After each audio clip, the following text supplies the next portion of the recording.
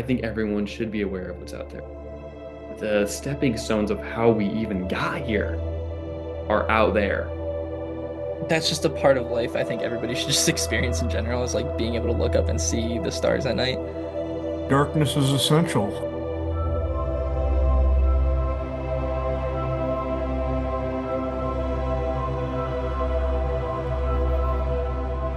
Artificial light in cities impacts all those rural environments also. But the fact that we are seeing all that light from up in space means that the light is not being applied very efficiently. You know, cities like Phoenix and LA, the light pollution there can be seen from well over 150 miles away.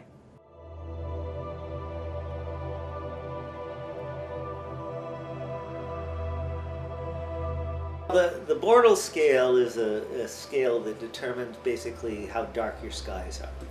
And it goes all the way from 0, which are perfectly dark, clear skies that you might see in the middle of the New Mexico deserts, all the way up to I think 10, which is probably the brightest, which basically is completely light obscured by the background light. Any place in that greater metropolitan area, they're lucky if they can see the moon sometimes, I think. The more urban the setting, the more likely there is to exposure. I live in the most secluded area of New Jersey, I'd say like the least populated, so I can still see the stars over by me. Talk about it with my girlfriend too. We want to move out somewhere closer to New York City, and we're like, oh yeah, we're just not even gonna be able to see the stars anymore. It's like you look up and you literally can't see anything. It's just black.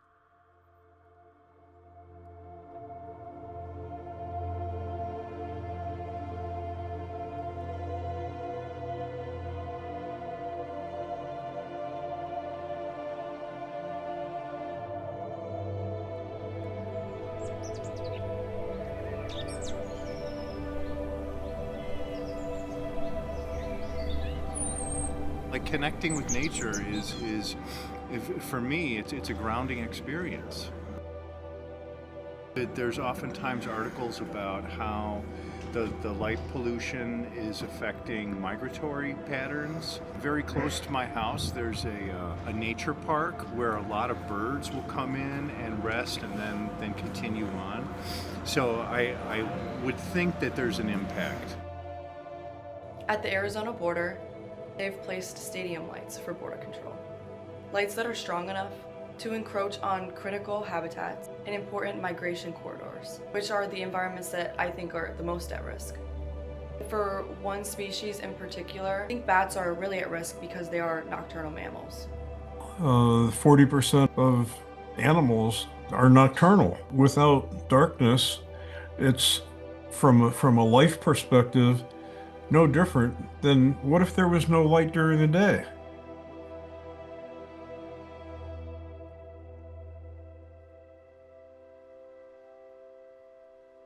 As a matter of fact, the more that we've been involved with light pollution as a threat to natural resources, the more we find that light pollution actually is a form of both air pollution and water pollution. We polluted the atmosphere a lot, and with all the pollution in the atmosphere, the light thickens. It's a man-made substance, or in this case, energy, that's discharged either into the atmosphere or discharged into the water. So like even, you're gonna have to be somewhere with perfect skies. There's only so many places that are like that. Yeah, you can turn off the lights, but the lights go on at night. I don't really think we're ever gonna get to a point where everyone in their lifetime is gonna be able to see the branches of the Milky Way in the night sky, which sucks to say. If you desire that sight, you can get it, and I think you always will be able to get it.